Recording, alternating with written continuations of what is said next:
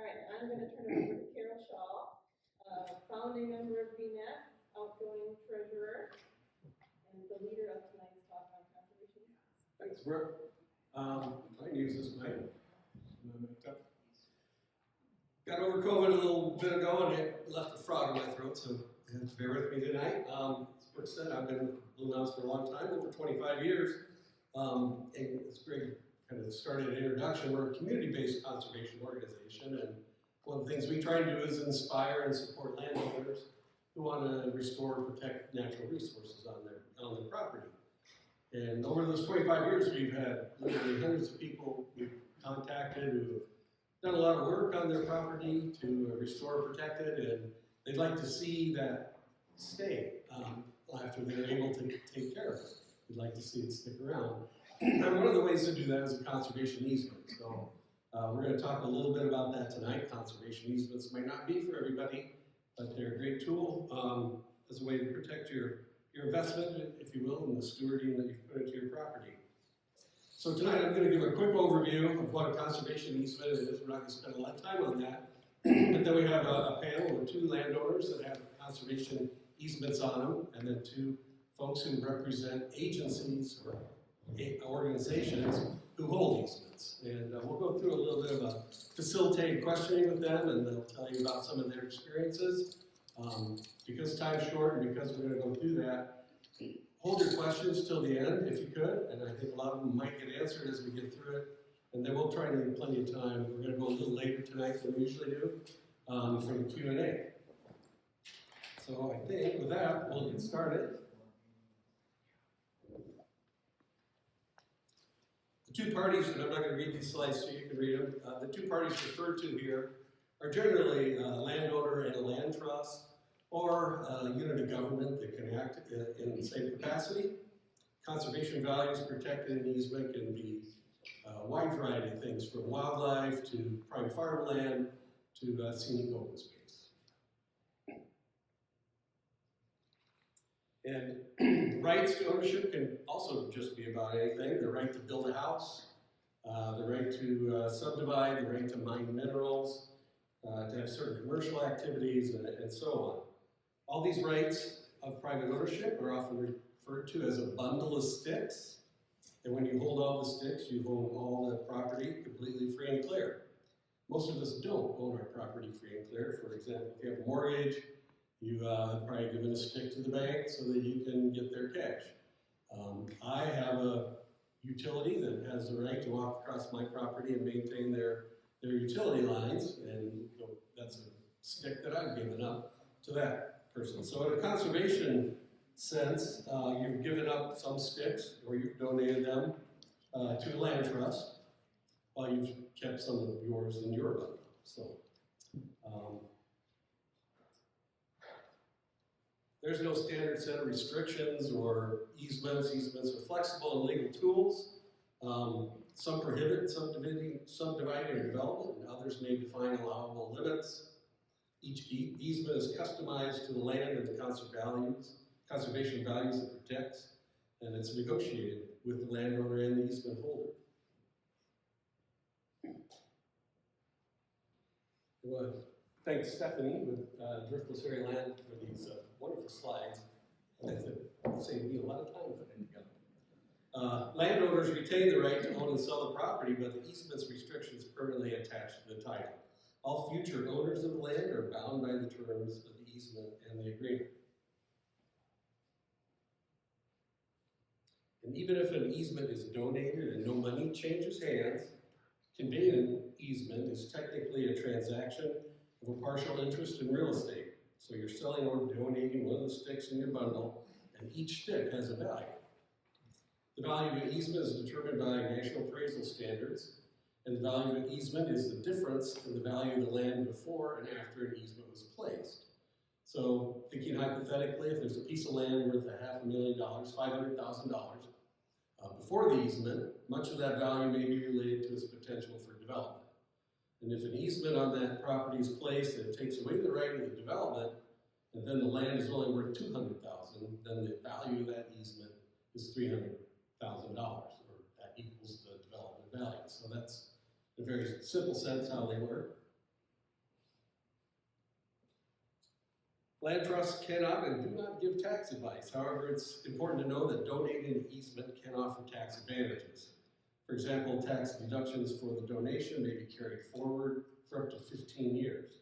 Anyone considering a donation or sale should consult an experienced tax advisor. And wrapping up, these are some of the more common land trusts in this part of the state that you may, they have missions and may work with landowners in our area. Each one will have a very specific interest and priorities, and we'll hear a little bit about those in the panel. They may be interested in your property, but may is the key word. All of them are easily found on the web. You can just type their name into a web search and you'll find out kind of what they're all about. Gathering Waters, this one down here in the corner, is not a land trust, but it is it's more of a clearinghouse for land trust. It works as a statewide resource for land conservation, and there's a lot of good information you can find about land trusts and about easements on their website. So with that, I'm going to try and get into the meat of the panel here. And I thought we would just let the panel introduce themselves. So I'm going to start, Justin. Justin Hagelin, fisheries biologist with the Wisconsin DNR. Excuse it. Hi there, can you all hear me? Yes. I'm Stephanie Judge, hello. I'm the conservation director for the Driftless Area Land Conservancy, or DULC as we call ourselves. I did just join DULC in late May, so I'm pretty new to the organization, but I spent 15 years with the Nature Conservancy, kind of across the state of Wisconsin before that. And in my position with the Driftless Area Land Conservancy, I oversee both conservation real estate, so that's fee title acquisitions when we're going to buy land, usually to set it aside as a nature preserve for the public, but then also conservation easement transactions, and then I also oversee our land management and land restoration. We own about 800 acres in fee title that is open to the public, but otherwise we hold about, about 50 conservation easements totaling about 8,000 acres. And DULC was founded in around 2000, really as to sort of fill a donut hole in an area of the state that didn't have land trusts active, where we were flanked by the Mississippi Valley Conservancy along the Mississippi Valley, and Groundswell Conservancy in Dane County. And then there are some others that we work with around here, like prayer enthusiasts. But so really we have a focal area of about 7 counties, if you can call it a focal area. We'll show some maps later. Yeah. I'm Carly Wright, can you hear me? I'm not employed. I'm retired. Retired twice. After a career in state government, I left government after a couple of 3 decades, and then I was involved in organic agriculture and organic food processing. And I live in Dane County in the northwest corner. And you would have a conservation And I have a easement. conservation easement on my property. There's a slide, I don't know. If Yeah, well, let's let Mark introduce himself and then we'll go back. That's right. I'm Mark Rooney, and I live here just a couple blocks away, and have been practicing law here since 1980. And in the course of my practice, I see a variety of familiar faces who share an interest in the subject. My family owns the Cave and the Mounds property, and in the early 2000s, 27-acre parcel of land adjacent to the Cave and the Mounds property, between that and the DNR Bike Trail, was slated for development for about 60 some odd houses, extending the village of Blue Mounds to the east. And fortunately, the gentleman that owned that piece of land, with a very, very, very nice substantial price, dangling in front of him, gave us a call, and then we were able to use the resources via conservation easement to protect it. Well, Mark, you want to keep going, I guess, tell us a little bit about that easement, what motivated you to put it in, I think you already got there. Yeah, the motivation was really clear. It used to be part of my grandfather's farm. My mom described it as a night pasture, and you know, back in the day, before fencing and scrub growth, you know, it was home, and still is home, to some really gorgeous, huge burl trees and white oak trees and everything else, but who knows how many, if any of them, would have been left. And as I was saying earlier, it's also location, location, location is the name of the game in real estate. And the fact that the DNR trail bordered this property on the south, and the fact that actually, good karma, my grandmother donated Brigham Park to Dane County years ago, in the early 1950s, and the Dane County Parks wanted to connect the DNR trail northerly through this property to the Brigham Park, and they finally been able to accomplish that, but in part because of the easement that we worked out. So there was the incentive to not be surrounded by 60 houses, to keep this beautiful woods and landscape the way we had always thought it would be kept. And we were really surprised when we got this neighbor saying, I'm about to make a ton of money on this, can you match the price? And thank God these funds came along, because otherwise, I don't think we could have matched the price, as much as we wanted to protect the property. And now, having negotiated, as Carol was saying, the details of how we still get to use it, and this, by the way, is an easement, the Knowles Nelson side, because there's two funders, Knowles Nelson through Groundswell, that time called Natural Heritage Land Trust, and then Dane County Parks or Dane County, again through Groundswell provided the funding for a chunk of it, and then we came up with the rest of the whole thing, made it happen, and as a result, because the Knowles Nelson money of that era was used, we're not under the requirement that we have to let the public in general use it and come hunt it or whatever. But we do, in fact, make it available to anybody without charge who comes to visit the cave. We've cleared trails and developed signage and viewing spots and so forth. And we promote land trusts, incidentally, as part of that process. There's a little story about how, thanks to the whole land trust concept, we got to ultimately save this residence. Carla, why don't we swing back to you? I think you have a few maps. So there's a map here that shows a large green area. That's Indian Lake County Park, and this is in the northwest part of Dane County. And then you'll see just below that, a little bit to the west, there's a sort of a triangular piece, red piece. Talking to a colorblind person. Oh, wow. I don't know how it is. Is it right below? It's right below the It's right below. Okay. So that red triangular sort of piece is my property that I'm going to be talking about.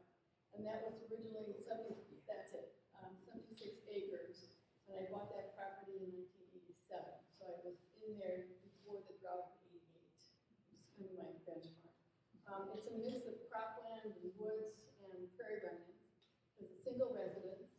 And in the town of Barry, I have 2 development rights when I bought the property associated with that. I owned that property for 17 years before I put a conservation easement on it. The cropland was rented, if you think that's the next one. You can see this is a topo map of that parcel. And it's really hilly. In fact, it's really so hilly that it qualifies for USDA highly erodible land, and which then lets me put it into the conservation reserve program. I was watching a farmer on a tractor in one of the fields that I was renting out to him slide down the hill on a wet day. And I thought, this has got to change. This is so bad from a safety standpoint as well as just a soil erosion standpoint. So that began my land management goal of erasing fence lines, putting it in the conservation program, and then ultimately putting a conservation easement over the property. So I did the easement in 2004 with Dane County because of my proximity to the park. They were very interested in that. And they had actually approached me about purchasing a piece of property on the far eastern border that would attach the park to Indian Trail Road. And I turned them down because I wasn't interested in having that kind of traffic going across property. But we started a relationship and we started a lot of conversation back and forth. The easement was not a donation. It was a fee simple transaction. It did not reduce my property taxes. It does protect the woodland, prairie remnants, and the agricultural land from development. I also sold them one of my 2 development rights. And then subsequent to the 2004 conservation easement, I've also done another transaction. I don't need that right now, but well, you can see the easement on the left-hand side, the western side. Has, I can't see what that number is. 50. 46 acres of the easement out of the total 76. So I'll just stop it right there, and we'll talk more later. There's what? Yeah, we'll wait for that next. So, I'll ask Justin and Stephanie. Justin, you first. Briefly tell us about your organization and the number of acreages that you have in conservation easement. Sure. As I said, with Wisconsin Department of Natural Resources, and most of the time I spend working with fish, managing fish in the waters of Iowa and Richland County, but we are also the face of the stream bank easement program when it comes to acquiring these easements. And so typically what we do is we purchase easements along eligible streams in not only the southwest corner of the state, but statewide. And these easements typically cover 66 feet on each bank of the stream. So we pay a certain price, so this is exactly what an easement buck would look like. This is one of the recent easements we acquired, maybe 2 or 3 years ago on Gordon Creek, just near the Dane-Iowa County border. And essentially we pay for that. We also tend to manage the land, and we restrict the rights of the public. They cannot hunt or trap in that property. But they can traverse, they can view wildlife, they can fish. So essentially it's mainly for that public access and the right of the public to get in, fish the waters within that 66 feet, but we also retain those vegetation management rights for conservation purposes. Yeah, so I sort of jumped the gun starting to introduce my organization, sorry. We have, as I said, about 50 conservation easements. They are scattered, and I'll speak to that a little bit more in a bit. So the easements that we hold, about 50 of them, are scattered across almost 7 counties. You can see there's a cluster in Iowa County, and that's really where we're based, is out of Dodgeville. And those are in pink on this particular map. And so I was starting to say that we really try to sort of fill the whole of land trusts where different other excellent partner organizations are working more focused on Dane County or Mississippi Valley. So we really try to fill that hole, and most of our easements have been donated over time, along with endowments to help us manage those easements. Now, by managing those easements, I'm talking about actually managing the easement document itself and the protection of the property, the stewardship of it, essentially in perpetuity. That's the obligation we're taking on. We do not actually manage the properties themselves. That is the land, the trees, the prairie, etc. Leave that slide up for a little bit, and then we'll go on to Carla. Can you tell us a little bit about the research and the process you went into getting your conservation easement? I think you got into that a little bit, but why did you select the organization? Well, Dane County Parks is adjacent to me, and they had been interested in a corridor that would attach their park to Indian Trail Road. So that started the relationship, as I said. The process to go through a public entity like a government, like Dane County, is laborious. We went through multiple scenarios of easements, of whether or not we were going to do a fee simple or a donation, etc. We had a couple of appraisals done, and I'm going to now tell you the general steps in working with Dane County, what their process is. So this is from the county. I said, you better tell me because I don't remember all that.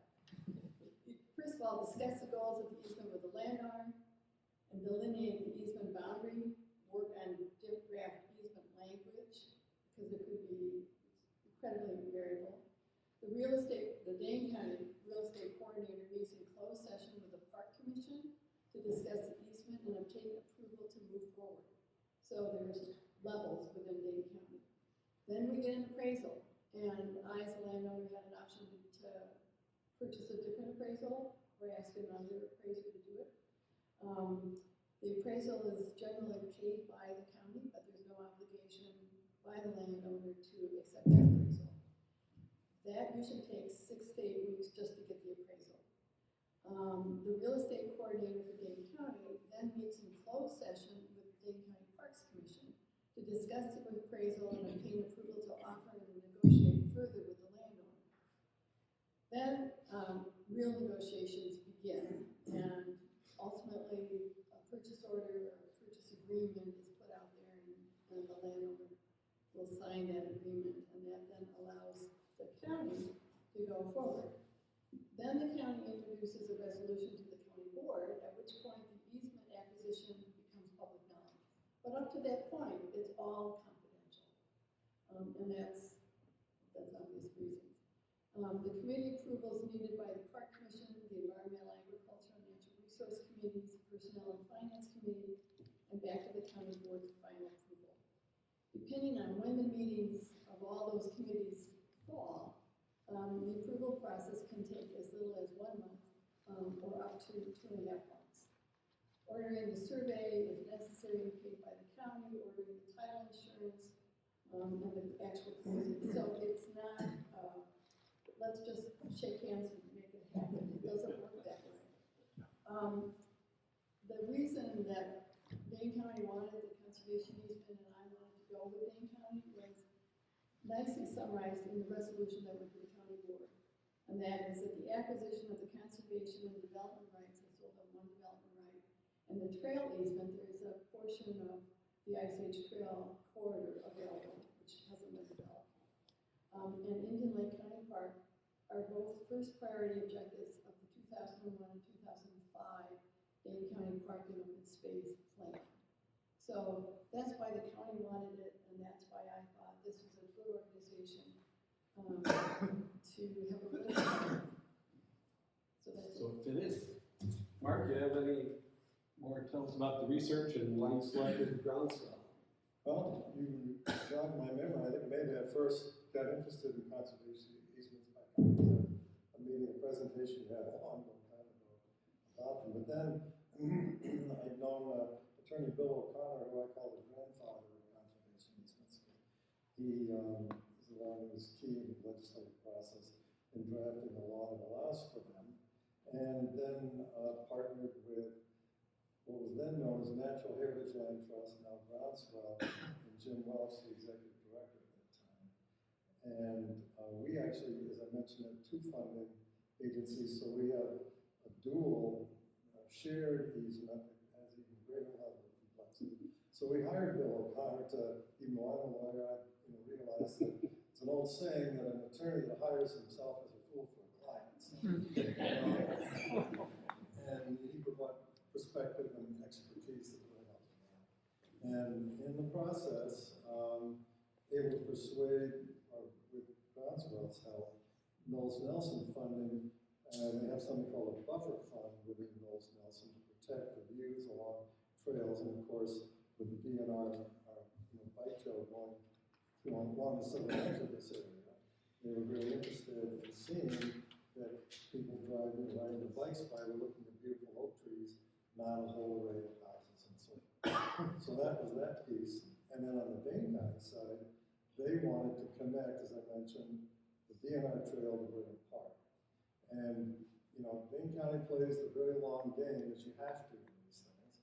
And there was no way with landowners on either side of us currently at that time willing to allow the bike trail easement they wanted to proceed north. So they just waited and waited, and the person actually on the other side where we thought the easement was going to go had to send his kids to college, and he sold his 36-acre piece to Dane County. And so now Brigham Park, as you may know, is sort of an L shape. The original was along east-west, and now along the eastern flank is all the way down to Cable Mounds Road, and that's the place to which they put their trail, even though they were originally going to go on the west side of our property. But they still had to go through our property, had to redo the easement a little bit to get a new survey and relocate the ultimate location of the trail. But with those 2 drivers, there was definitely incentive for them to come up with the money, and actually it was kind of nice because we got our financing from the State Bank of Cross Plains, soon to be known as Lake Ridge Bank. But then somehow or another, I think it was Bill O'Connor, but somebody who wrote this nice piece that was in the Wisconsin State Journal, and then they framed it all. And, What was the year for that? that's 2004. Yeah, and this will appear on November 8th, 2004. But in it, they quote Kathy Falk. She said, "This one is really special, but it isn't alone," said Dane County Executive Kathy Falk, noting that voters in a 1999 advisory referendum overwhelmingly backed the concept of spending taxpayer money at an accelerated pace to acquire parkland and development rights. The $19.5 million has come from bonds paid for with property taxes, state stewardship funds, and donations. And I gotta say, one of the things that really took me by surprise is after it was all done, and then, the benefit of this nice piece in the paper, is all kinds of people called members of my family up and thanked us profusely for doing this, even though it wasn't like we were doing it entirely for, disinterested charitable land preservation purposes. I mean, that was definitely a big part of it. But, anyway. Well, so both of you, for being in Dane County, sounds, and you met their priorities. Iowa County is quite as progressive, should we say, as Dane But County. I gotta say, one of the first things Jim Welch told me when he first came out and looked at the property is, we're not in the business of just protecting nice trees. It's gotta have some real conservation values that need to be protected. And again, as I mentioned, location played a huge role in our particular use case. But as you said, everyone is unique, and those are our unique factors. Well, let's talk a little bit about organization priorities. Go back to Justin, maybe tell us a little bit, about the goals and criteria, how you select properties, and they decide to put easements on them. And maybe a little bit about the steps that people need to go through. Sure. How much Yeah. time it would take. So we got a map up here of all of the current eligible watersheds and waterways that we can purchase easements on. And these targeted watersheds come from local staff. So myself, when we go out and we do our watershed assessments and we survey our trout streams or our warm water wadeable streams, and we get out in the landscape and say, okay, we need some real help here. We could really use some conservation. Let's maybe add some easement eligibility here so that we can reach out to landowners, talk to them, and see if we can get easements on so that we can conserve and save that land for the future. And so right now, you can see Iowa County, we've got East Branch Pecatonica watershed, Williams Barneville Creek, Dodge Branch. Dane County, we've got East Branch Blue Mounds, Upper Gordon Creek watershed, Kilson Sawmill. I think that's Hefty, Upper Sugar River area over there. And so, Dan Oley, the fisheries biologist out of Dane County, he kind of works with the folks in his counties, Dane, Green, and Rock.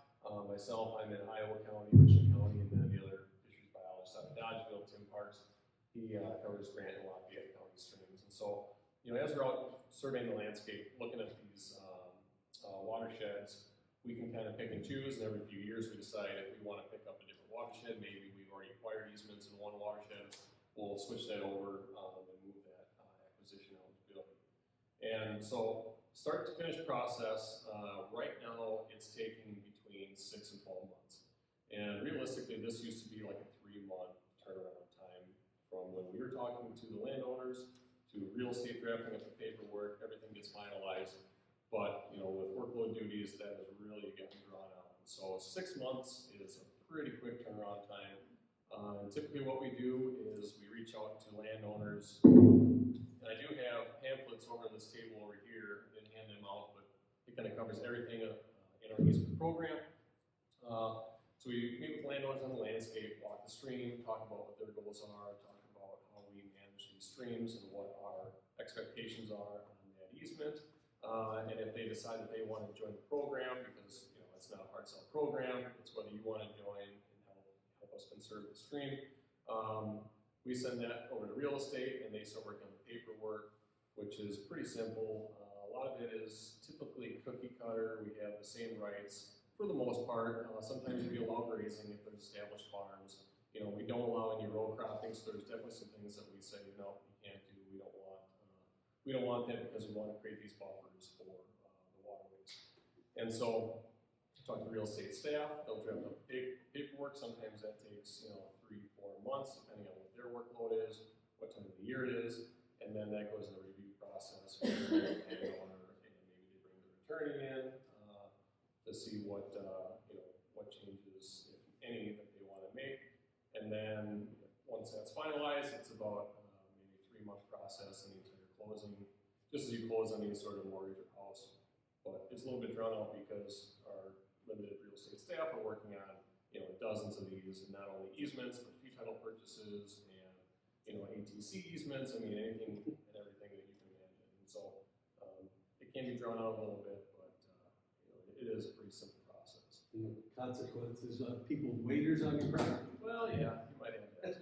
What's the general size of those easements? The typical is 66 feet on each bank, but we can expand that if somebody does want to, sell a larger buffer. We can do that into it too.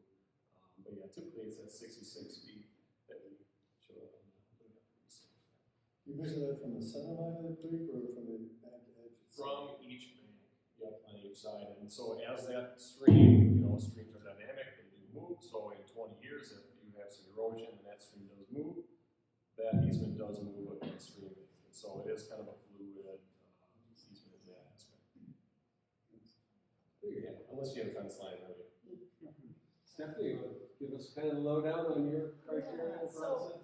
But even before I jump to us, just sort of the fundamental that you've heard already from Carla and Mark and Justin too, is that easements, in order to move forward with an easement, it's going to have to serve some sort of public interest, even if the public isn't actually allowed on your property.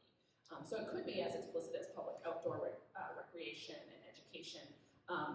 But then there's key criteria that the IRS is also looking at if you're getting a deduction on an easement. So is it providing outdoor recreation or education? Is it protecting a relatively natural habitat or similar ecosystem? Is it preserving open space? There's of course value in that. Is it preserving the habitat of fish or wildlife species or particularly unique habitat? Specific water resources, soil resources, scenic and geologic resources, agricultural and forestry resources, and also ecosystem services like carbon sequestration. So those are some key criteria that pretty much any land trust is looking at and that we're working to document with the landowner and their attorney and so forth, because it's really going to be key to having a qualified easement. For us, the bigger the tract of land, the better. Easements, as you've been hearing, are laborious projects. They take a lot of time, and it would take me as much time to do a 100-acre easement as it would take me to do a 1,000-acre easement. So really, it's the bigger the better. We are really looking for lands that are adjacent to other protected lands or in close proximity. Of course, you've heard how that can increase the public benefit.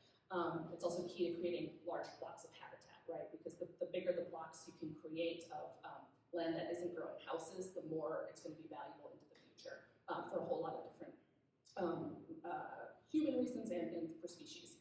We're also interested in creating connecting corridors, to allow species to move, or even trail corridors like we've been hearing about. Like I said, the bigger the better. Connections are really good, adjacency is good. We are at Driftless Conservancy, we are looking at also very specific habitats that we're particularly interested in, such as prairies and prairie remnants, large surrogate grasslands. So those might be cool season grasses that have been in pasture over the years, but are in fact in grass and can provide habitat for grassland birds. We're particularly interested in any oak ecosystems, so oak savannas, oak woodlands, and we're also particularly interested in pine relics.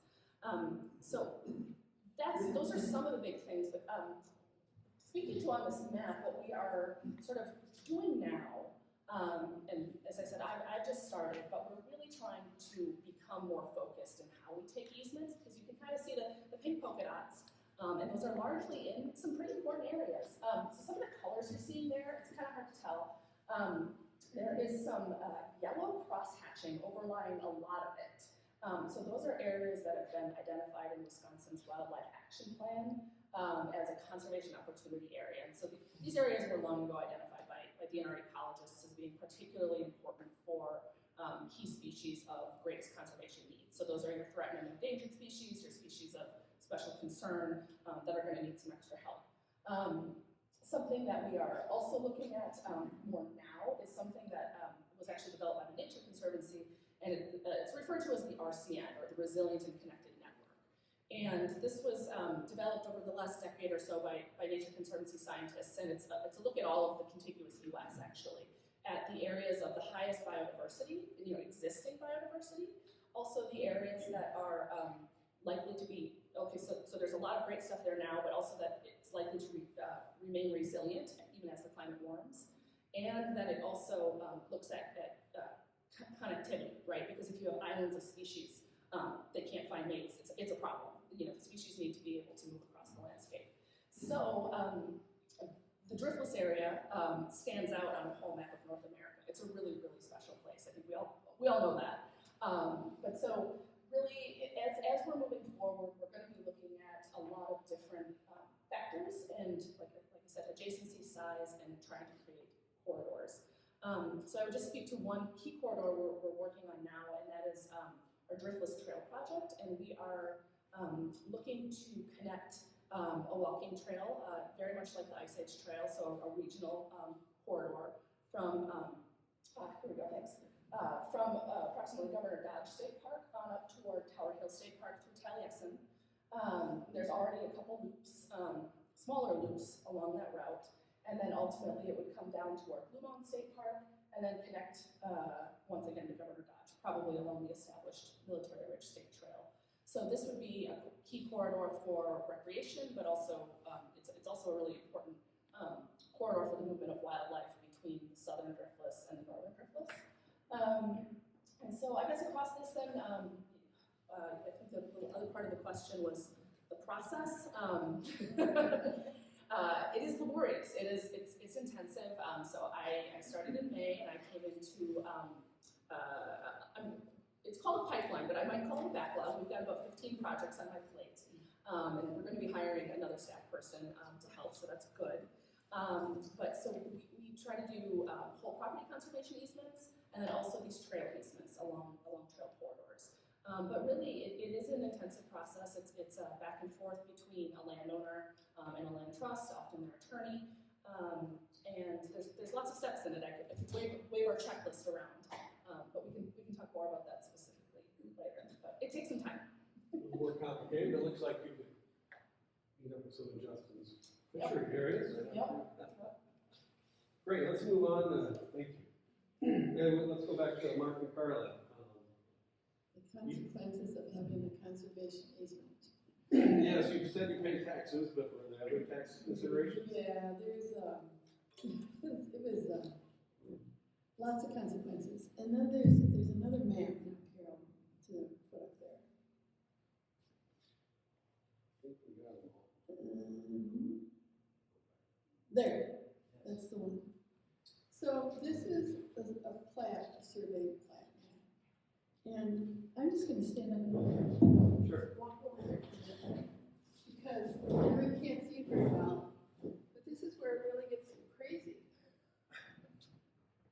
So again, here's the property. Here's the conservation easement. Here's a parcel that I sold to Dane County. And here's another parcel that I sold to Dane County 3 years ago. So the reason I'm telling you about this is because this parcel was within the conservation easement, and this parcel was not. So it was always kind of a curiosity to me is, how's this going to work out? And here's my house. And I had to kind of figure out, how did I want to have that, because Dane County really, really, really wanted to have that farther eastern parcel.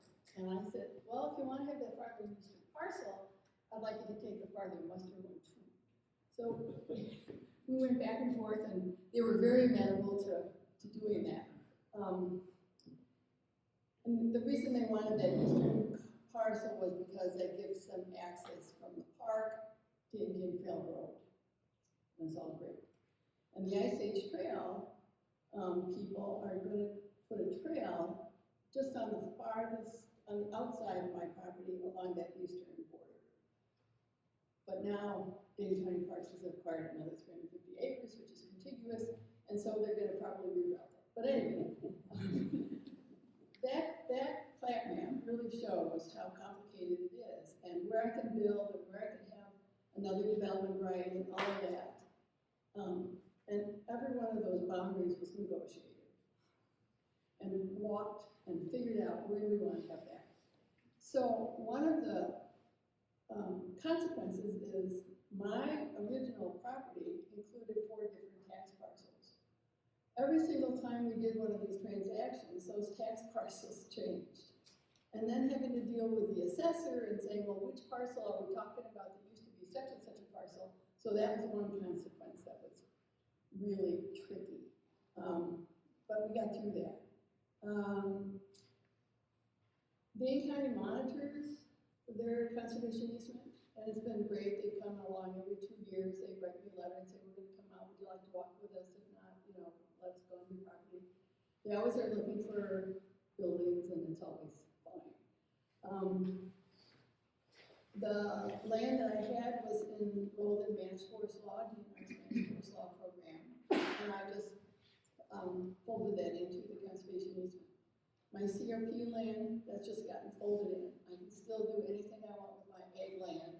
I can fence it, I can graze it, I can crop it, but it's in conservation.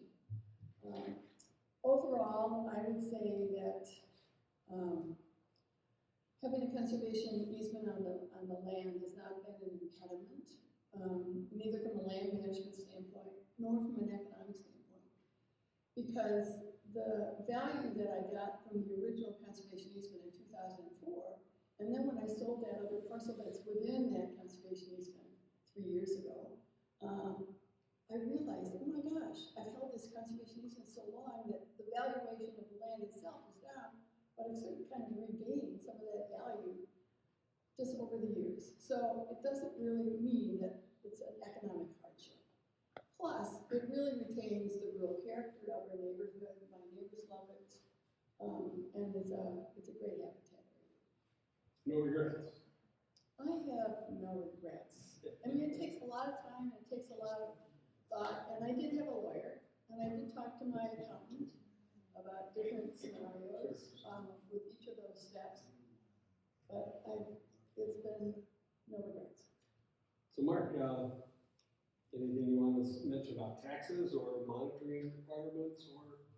Well, I can just echo no regrets at all. It's served our guests at the Cave of the Mountains really nicely who want to, in fact, we're getting more and more people who forget about going in the cave. We've got areas to picnic, areas to walk through, and it's a nice summer afternoon, and bring the dog and whatever, go for a walk. So that has that nice consequence. The neighbors to the west in the village of the Mountains, at least along our boundary, were all delighted, and I know the developer saw when he didn't get to build in Ireland, the land we now own, he increased the value of the houses that he was putting because he could tell them all, you'll never have to worry about competitive housing over being in a set of fence. And the consequence to the town of Blue Mounds is probably negative as far as they're concerned, because you start with a $500,000 purchase price for the land, and then you put $10 million worth of houses on there, as opposed to the $90,000 currently assessed value. That's a lot of lost revenue, but it's for the public good, and thank goodness we have public funding that makes it possible. So, that's a kind of consequence. In terms of the monitoring, they've been great. They come out once a year. We know them well, and we've never had any issues. We've always gone good. And we did have, there's a little creek that runs down through it. In fact, it runs right down past the cave property and on down through the easement, and we call it Church Creek, which has all these old church boulders in it. And it's a navigable stream, so we don't worry about all that stuff. And one of our little walking trails had an old piece of concrete that went through it just so people didn't have to get a little wet. And they made a little issue out of that, but we worked around it. And otherwise, no. So I wouldn't say there's any regrettable restrictions. just love that. Can I just say one thing to piggyback on what Mark just talked about? Sure. The tax consequences for conservation easement, you don't get a tax break. It's still taxed as agricultural land or woodland or recreation.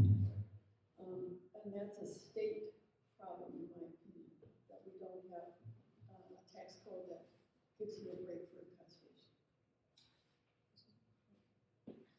Yeah, I can speak to that, just one thing, that Wisconsin assessors are supposed to take conservation easements into account, but the vast majority of landowners with easements on their property do not see that, any break in their property taxes.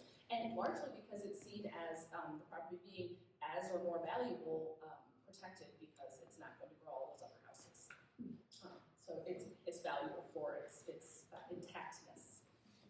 So the assessments don't go down. Well, let's wrap this up real quick here for the panel and get to the questions, but Justin, how are your easements funded? What's the funding source? So our easements are funded through the Lois Nelson Stewardship Fund, DNR, and that essentially gets renewed on a 2-year cycle. So as those biennial budgets come through, we find out whether we have money again or whether they are in the program, which has not happened. There's been talks depending on how the administrations work and administrations that come through, but we continue to get money every other year, continue to purchase easements, and so even though we can only guarantee it for the next 2 years, it's pretty much been there when we've needed it, and so that's been a good thing. And then this next question on there is how we work with other NGOs, such as I Save Trail. And essentially, so for an example, we are working with one on the Driftseer Land Conservancy property right now, where we are attempting to acquire a stream bank easement with the landowners that already have, I think it's about 80 acres worth of easement from dock on there. And so essentially, we read through their management plan, figure out what they are currently doing. We really want to be on the same page as them. We want to conserve, we want to manage the land in the same aspect. And so we're pretty flexible when it comes to that, and we'll honor either the easements that are on there before, or if we have an easement already on a certain stream and another entity wants to come and purchase a larger easement over the top of ours, we essentially keep the management rights where we've got them, but allow the other practices to occur within the greater property. And so it's pretty flexible overall. We work really well with other organizations and, meet with attorneys and figure out what the best route is to go, and take it from there and make sure everybody's on the same page. So it's pretty simple, but it is another step, on top of the other steps that we already have to take. But it's pretty straightforward too. Steph, I know you said that you take donations mostly. Yeah, How does I'll funding speak to some come about? options. First, we play nice with others, right? We all work together. So just to take the questions in reverse, we work with the DNR. If we were working in Dane County, we'd be working with Dane County. We are regularly working with the state, with the Lois Nelson Stewardship Program, if the easement is going to have public access. Now, so one of the things Mark referenced early on is in the early days of the Lois Nelson Stewardship Fund, you could get up to 50% of the easement's value funded, regardless of whether you were going to actually allow the public to step foot on the property. Now, at this point, a dozen years or so after that earlier era, as we could call it, you're not going to get that state funding unless public access is allowed there. But that is an option if that's going to be available. One of the other easement programs that can provide funding that's particularly relevant to the work we do, because to your point, Iowa County does not have a program like Dane County, where Dane County might match 50% of the value of the easement. Nor does Richland County, nor does Sauk County, Lafayette County, Greene County, etc. Dane County is pretty unique. But there is a program out of the USDA, which works through the U.S. Department of Agriculture, working through the NRCS, the Natural Resources Conservation Service. And the USDA has an interest in protecting farmland. And so through a program called ASEP, the Agricultural Conservation Easement Program, and another program, the Agricultural Land Easement Program, you could often get up to 50% of the easement's value coming through federal funds, and that's because of the interest in protecting farmland. And that's actually where easements can become, I guess, particularly useful tools for farm succession planning. Because maybe mom and dad want to retire and they need some cash, and they'd like the farm to go to their kids who might be interested in it. So it can bring in some income by basically taking away the development rights in that case. You can still keep farming it, but it's not going to grow houses. So some cash can come into the family, and then in the event that the land trust can't pay the other 50% of the easement value, that is a charitable gift. But then, I'm not giving tax advice, but per federal tax code, you can get you can deduct up to a certain amount of your adjusted gross income. So if you're not a farmer, you can deduct up to 50% of your adjusted gross income. If you are a farmer or a rancher, you can deduct up to 100% of your adjusted gross income. So we could get into specific numbers, but the bottom line is you can claim deductions up to 15 years into the future. So over a period of time, by deducting a high percentage of your gross income, you can actually sort of realize that value of the easement back into your pocket. So that's a donation. Yes, if you donate it, it's a gift, and then you're deducting it, so you're not paying some of the income taxes you otherwise would be. And then, as I said, most of the easements that we have are donated, and so not only is the value of the easement donated, but then, and often regardless, there are some fees that a landowner is going to pay. You saw the survey. Surveys are expensive. So sometimes there's closing costs. Those are usually pretty minimal. Land trusts usually cover the cost of title work and recording fees and so forth. If you are going to be getting, if you are donating an easement and you're going to be seeking deduction from the IRS, then you're going to need an IRS qualified appraisal to document that. So those are not cheap. They're usually several $1,000s. And then it's important to land trusts to make sure that we have the resources we need to steward easements, to stop by and monitor the easements every year and so forth. And so actually DOLC asks for up to a $10,000, not up to, we would take more, but we ask for a $10,000 contribution if we're taking an easement, paid out in any particular way over a period of time. And that's a gift that is tax deductible, but that helps us do our business. Great. That covers it. Yeah. Well, I think that was pretty good. Hopefully, y'all learned a lot and have some questions. We have another half hour if you're willing to stay around, but let's open it up to the audience if anybody wants to. I have a question.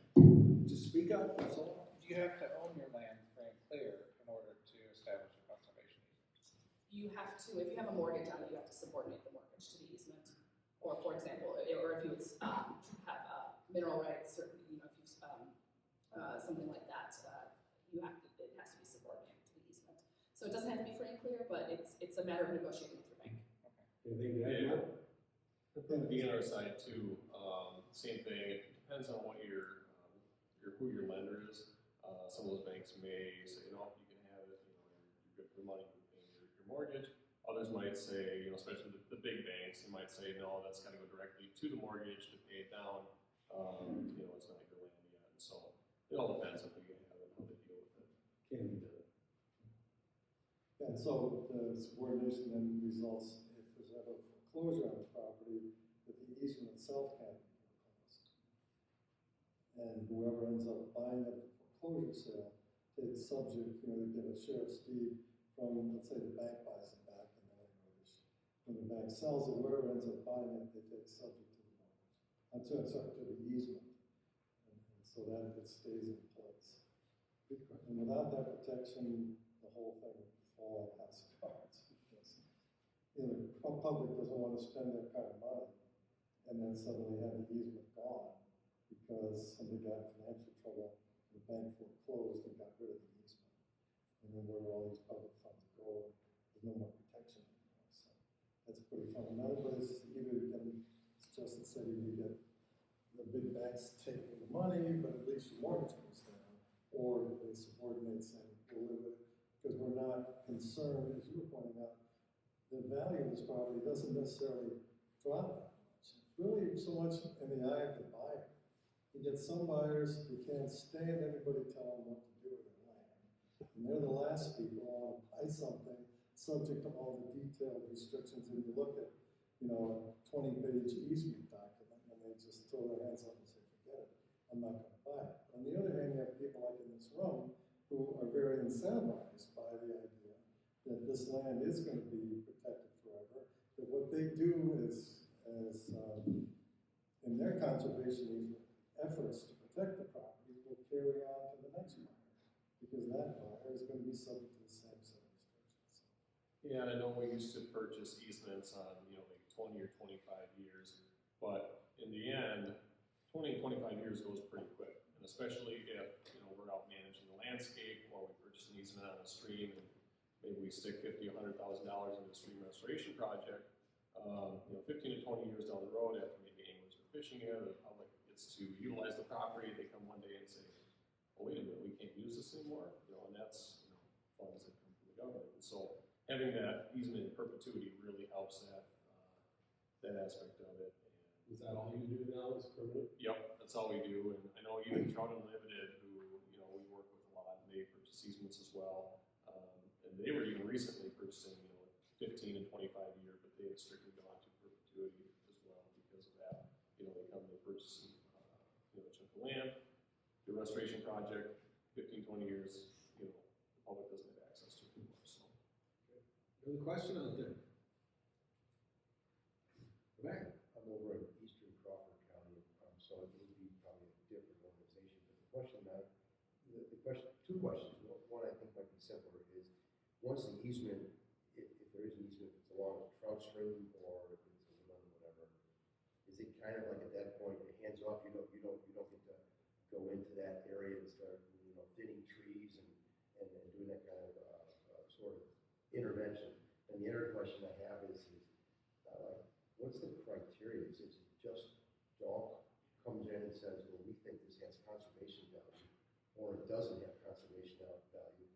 I mean, is there kind of like is there a criteria? Like there's all these sort of things that we talk about how important the wetlands are, or whatever the example might be. But is there like an actual strict kind of thing that would? Yeah. So the first question was, can you go mess around on the easement?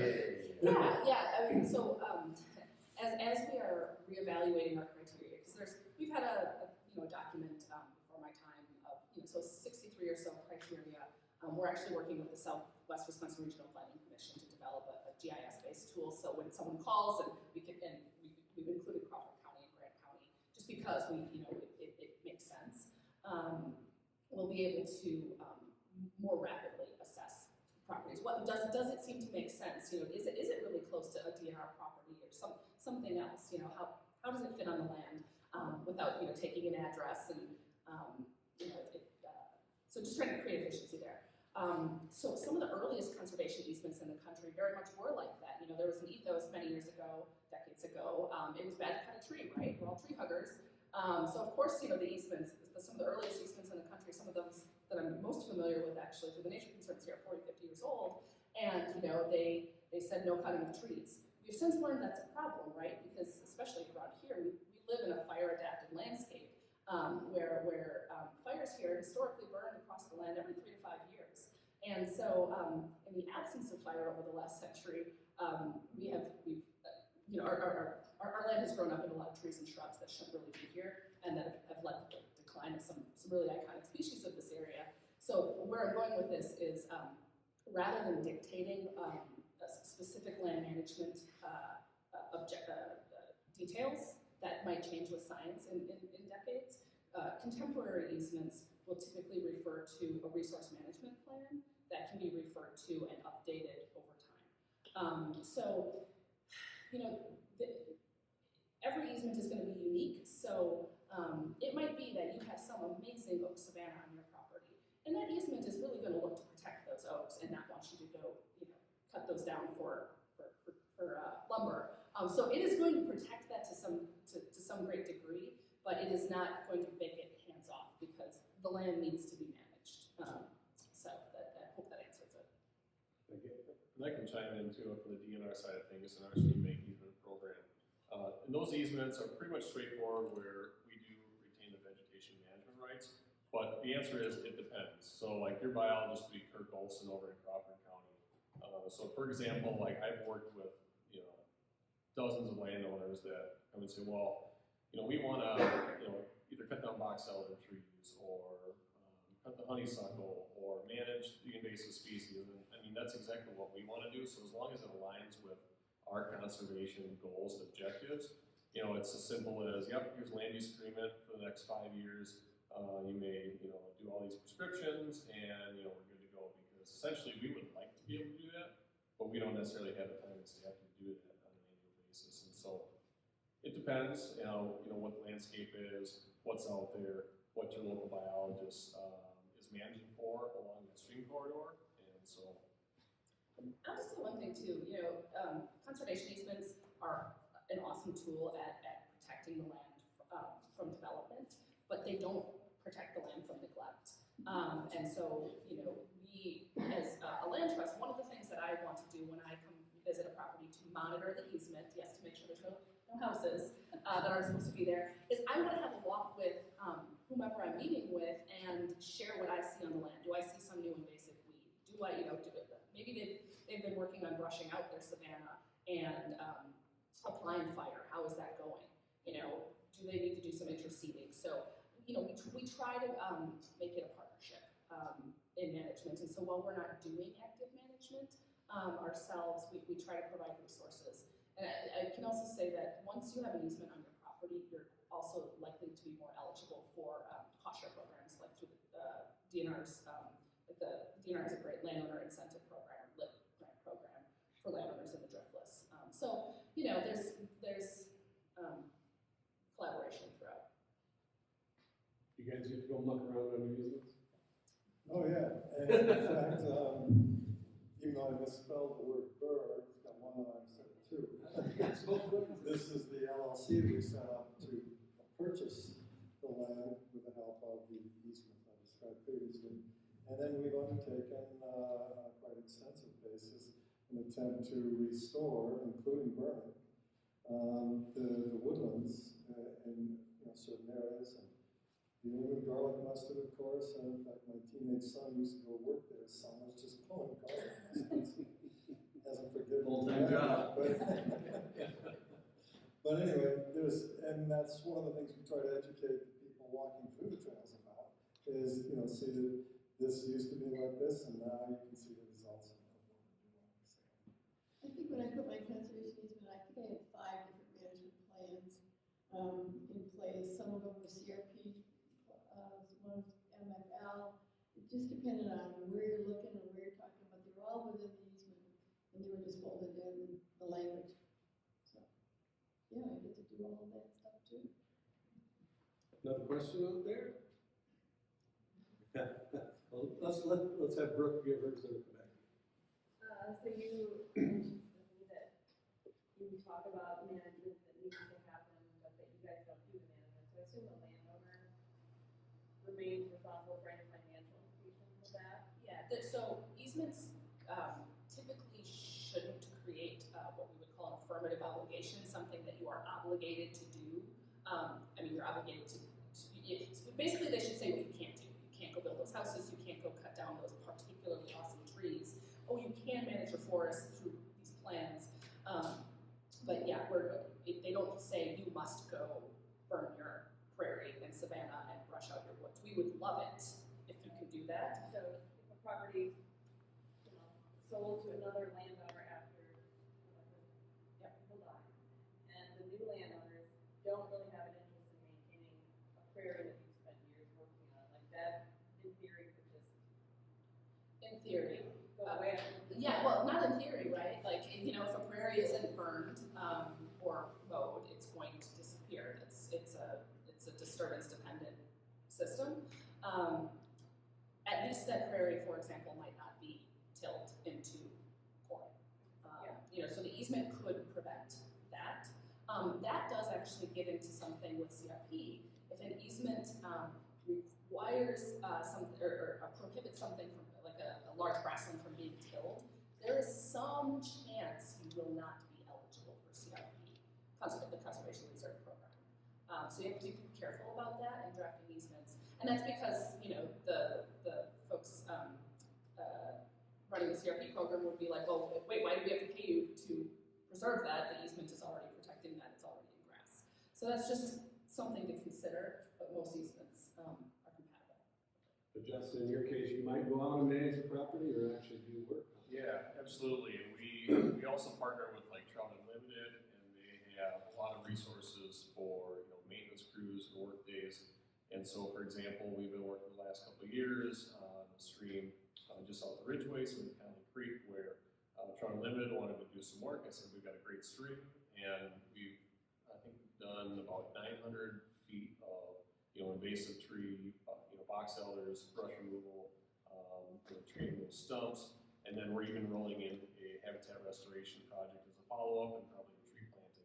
This is all on a property that was really thick, overgrown, but it had a really good start. There were a lot of good understory oak trees that the previous owner had planted. And so it's a great opportunity to come in, remove all those noxious, you know, plants and allow those oaks to flourish along the stream bank. And so the landowners were, you know, very agreeable to it, and we spent a lot of time and volunteer hours on that stream. It's turning out really well. And so we've got a lot of resources, and even the last 2 years, we started to hire our summer technicians to come in to solely do, to do some of the fish work with us, but, you know, Trout Unlimited also helps pay for them to do strictly habitat management work on the streams that they, you know, that they fish and utilize and recreate on. So we do partner with a lot of folks, so we have some of our own internal staff that do that too. Good. So, and Mark, you might know this question, is the representation that the landowner might need or want. That is, if somebody has a house for sale, and you call their realtor, and that realtor represents the seller, not really the buyer, but you sort of get locked into that. So if you're coming into you're starting to think about getting one of these easements, do you need some legal representation, or is it like, you truly sort of look at both sides, listen, represent both sides, or is it sort of, you advocating more for one or the other? I mean, we want it to be a partnership, but we always recommend the landowner has legal counsel because this document's forever. And it does, so a couple things were your question. It runs with the land, right? And a lot of easements will actually have a provision under responsibilities of the landowner, and that is to, you know, alert any future buyers or your realtor, or to tell the land trust when you're going to sell it, right? So that we get the contact information of the next people. And so we get calls from realtors, you know, regularly saying this piece of land is turning over, and then they can get the new buyer in touch with us. And so when it works well, it works well. Gosh, I'm sorry, I lost the first part of your question. You should sound like you want to have a. Oh yeah, just right. Like it is an amicable thing, but it is a negotiation, right? Like there's a template usually that we start with. Different organizations use different templates. Most of them follow a standard, largely developed by Bill O'Connor, who was mentioned here. You know, so you work with a template, but it's a template, and so you need to customize it to the situation. And that easement does, you know, become part of that deed. You know, once it's finalized, that is deeded to that property. And so, you know, sometimes you'll get folks come and say, well, I just bought this property, I didn't know there was an easement.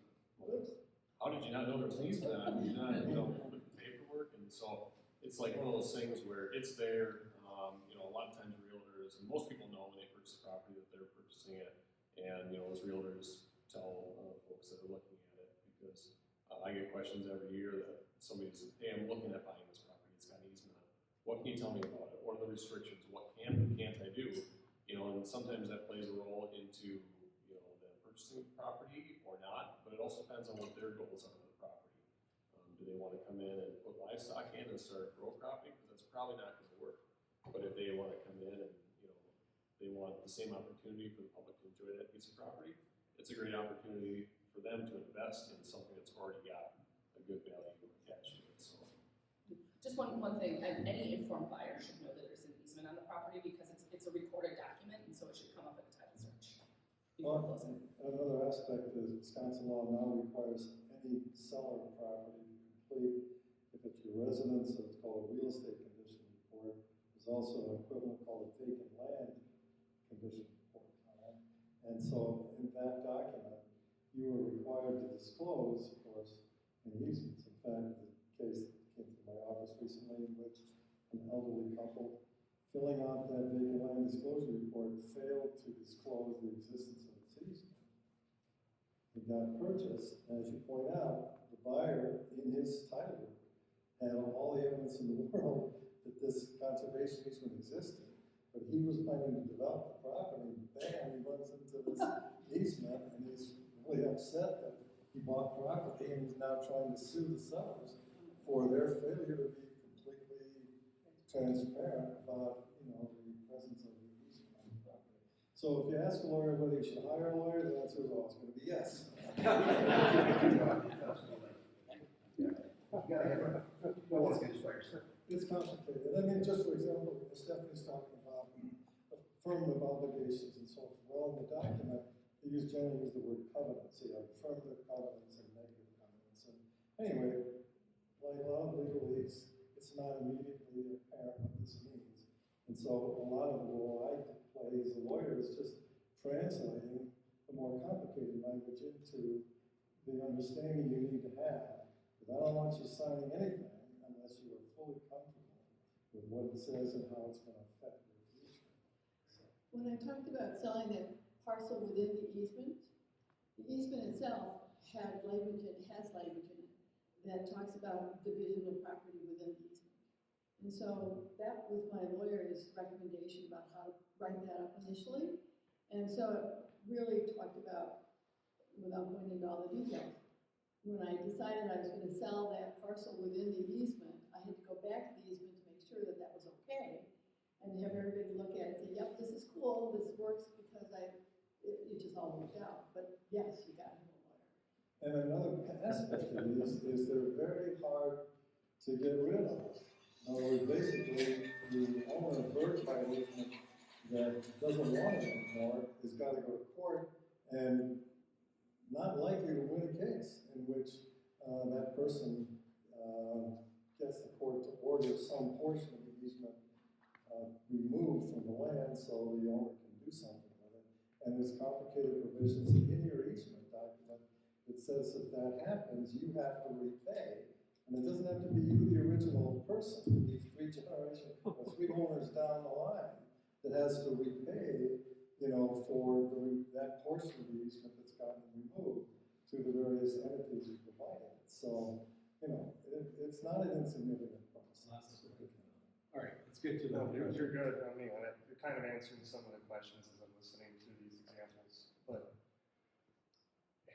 after an easement, let's say there was no easement and somebody decides to put an easement on the property, whatever it is written up as in that moment in time, that's forever, right? That's correct. So can that easement be updated, changed, or any kind of way if, let's say, new owners down the line get it, if it's passed on? Is that something that there are some things that can never change and there's some things that can change? Like, let's say you want to make more restrictions. Is it easier to make more restrictions, but you can't take away the restrictions before? I was just kind of curious how that works. For example, our easement did get amended because, as I mentioned, the original location of what's now called the Brigham Trail that goes from the DNR Trail up to Brigham Park was going to be located on the west side of the property. Through the easement and then through land we owned and then through neighboring property to the north, and that neighbor never consented at the end of the day. So that's why they moved it to the east side, because the neighbor on that side, as I said, was more than willing. And he ultimately sold his 36 acres for $17,000 an acre. So, it paid for college and more. But Dane County now owns that whole addition to Brigham Park. And to do that, we had to amend the easement to relocate it. But since that was in the original scope of the document, everybody was happy. I certainly think if you make it more restrictive, nobody's going to care. I think Stephanie will say, if you try to take away some of the protections that the public money was originally intended for, you're going to have a challenge. Right? Is that right? Yeah, so what we would say is that since a conservation easement is perpetual, there's a presumption against amendment. That is to say, though, that it is very different if you want to strengthen the easement. So there are some key circumstances where a land trust would be very willing to amend an easement. One is if there's an error. If if there's an error in a legal description, there's a really good reason to amend the easement to fix that. There can be other things like that, but to fix something that was done wrong in the first place. Another thing is to add land. Oh, you know, I've got another 40 acres next to it, I want to just add that to the easement. So you, again, could amend the legal description to add land. And then another easy amendment, as far as amendments go, anything being easy, another easy thing to agree to would be to make it more restrictive. So to give up another development right, to say you're not going to build that swimming pool that your grandparents had really wanted, but you're like, I don't ever want to see a swimming pool there. Sure, you can let go of that right that you had reserved as part of the easement.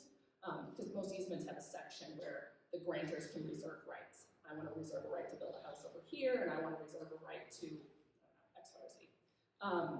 The other thing, just speaking to Mark's scary scenario of having to pay into the future if something was, found to be, not legal or not. More contemporary easements at least now have severability clauses, meaning that like if one part of the easement is found to be not workable, not workable, it doesn't negate the rest of the document. So again, it goes on to the perpetual nature of easements. They're supposed to be able to last. So speaking of perpetual, can you be buried on your easement? Put that in the easement? It's a very good question.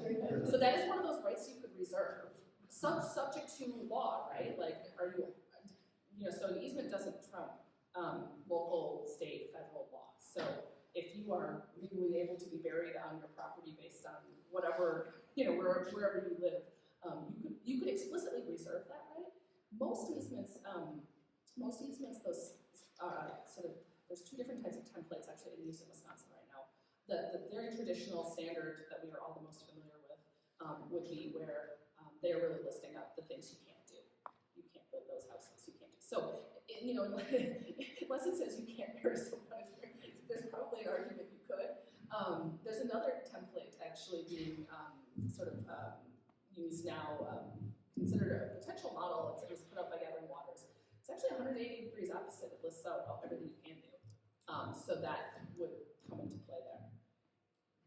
Yeah, and generally, the easement document at the end of the day reserves to the landowner all other rights not expressly granted in the easement to the land trust. So, again, unless there's something where you were prohibited from burying anybody in your property, which I've never seen in any easements I've ever looked at, it's a right reserved to you, subject, as she said, to state and federal law. Has the construction of the towers through the Driftless area affected the local towns and villages' interest in conservation and their planning going forward? I couldn't speak to it, honestly. Because they took thousands of acres out of habitat. Yeah, no, I can't speak to it in terms of what's going on in individual towns and villages and how that project will impact future plans and conservation. Tim? I have a question for Stephanie. We've got land also in western Crawford County, and we're working with somebody else regarding a conservation easement. We've got a draft of a contract.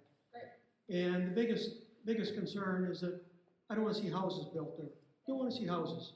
This is to be kept in native habitat, natural habitat. We go over there, we work on garlic, mustard, and honeysuckle, and we're working in there, trying to leave it better, put in a prairie, try to leave it better. But a lot of the stuff in the draft of the contract, they're tying our hands. I mean, we got to send a written report 60 days before we do this and do that. They're just tying our hands, in my estimation. And where I used to be really, I want to see a conservation easement, I want to protect that property. Right now, I got cold feet. I just don't know that I want to do that. What can you say to talk me out of it? And to get me interested in doing it? I mean, candidly, I won't talk you out of it, right? Like, if you have cold feet, you should follow your gut on that one. Yeah, okay. I have to say that. Okay. Now, that's not to say that there's not another easement. That's right. I mean, I'm going to suspect you're working, the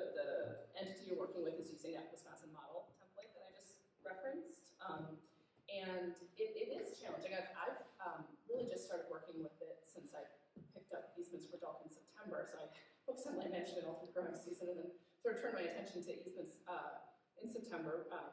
And it's sort of like, okay, go forth and start using this model template. And I've worked with it now for several months, and I have found it very, very complicated.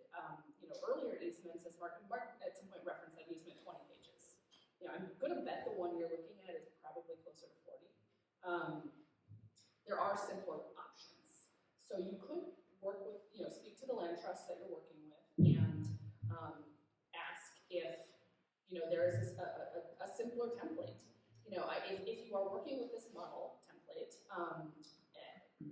and there's definitely clauses about 60 days in that one, and that might be fine, that there's 60 days notice before you're going to sell it or something, right? There's reasons for that. But you have to be comfortable with it. And some of the more traditional templates are easier in that, I find them easier in that it really does say what you can't do. You can't build those houses, you can't subdivide it, that's a big one. You can't split your property into 10 different pieces. And there will be other rights and restrictions. But then it leaves everything else to you, as Mark said. Everything else, like Bill of Rights, everything else is still left to the states. So I think the difference with this particular model that has just come to the fore in the last year or so is that it doesn't leave everything else. It tries to enumerate everything you can do, and it makes it complicated. So I guess I would just be really candid that you really want an easement, but the document that you guys have been working with is posing a challenge. And is there another template that they've worked with in the past that you might consider? And I would just say, just looking at our easement, the covenants, paragraph 4 goes for a page, maybe 2 pages altogether, and it just lists the various things that you can't do. Commercial industrial development, for example. And then paragraph 5 says that we reserve to itself, the LLC, successors and assigns all rights accruing from ownership of the property, the right to engage in or permit or invite others to engage in any use not expressly prohibited. So that's the reservation of all the rights that go, or anything that is inconsistent with the purposes of the conservation easement established under this grant. And of course, we have the right to sell or otherwise convey the property subject to the terms, conditions, and restrictions. And that's the whole process of making sure that the next buyer is somebody, who understands what's going on. I think the bigger issue, I've had clients who put tons of effort into property after they've made it subject to a conservation easement, and they've been doing it for years, and they have great pride. Their biggest fear is whoever gets it next is going to let it all go to hell. So they try to train their kids to take on this legacy and do the same thing or whatever. But so it's good things you can't see from beyond the grave, because some people pretty unhappy about how things turn out. I mean, some folks are starting endowments with the Natural Resources Foundation of Wisconsin to sort of address that, so that the kids can hire a contractor to come and do the work. Have you seen this model template that I'm talking about? No, I haven't, but I It's available on the Gathering Waters website. What's that? The template that I'm talking about that I've found challenging, candidly, is on the Gathering Waters website. But and I could be all wrong, but I'm suspecting that's what you're maybe working with. And you can also take a pause. I mean, this came out in 2021. It's very new, and so some organizations have adopted it. Others, like Dalk, were like, okay, we're going to, and then we work with it. We're like, it's still not quite feeling right. So I hope to close a couple of easements before the end of the year, and because we were challenged by this new template we were going to work with, we've backed off. We are going to close one with it, but we've modified it substantially. And then for the rest of our pipeline, we're going back to working with Bill on some. So yeah, I would say I don't want to turn you off to it. Just it's got to be the right document ultimately, and you can make it what you need it to be. Looking at the clock, it's 8:30.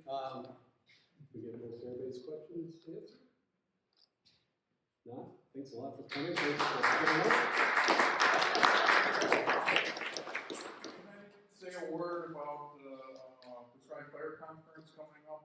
Sure, real quick. This weekend, Wisconsin Prescribed Fire Council is putting on a conference at UW Stevens Point, coming up in a couple days this Saturday. I've got some information if anybody's interested in it. And it looks like it's gonna be a real interesting day of presentations, and focused on landowners' interests as well as other audiences. So if anybody's interested, I've got flyers and agendas here. Well, again, let's thank our panel.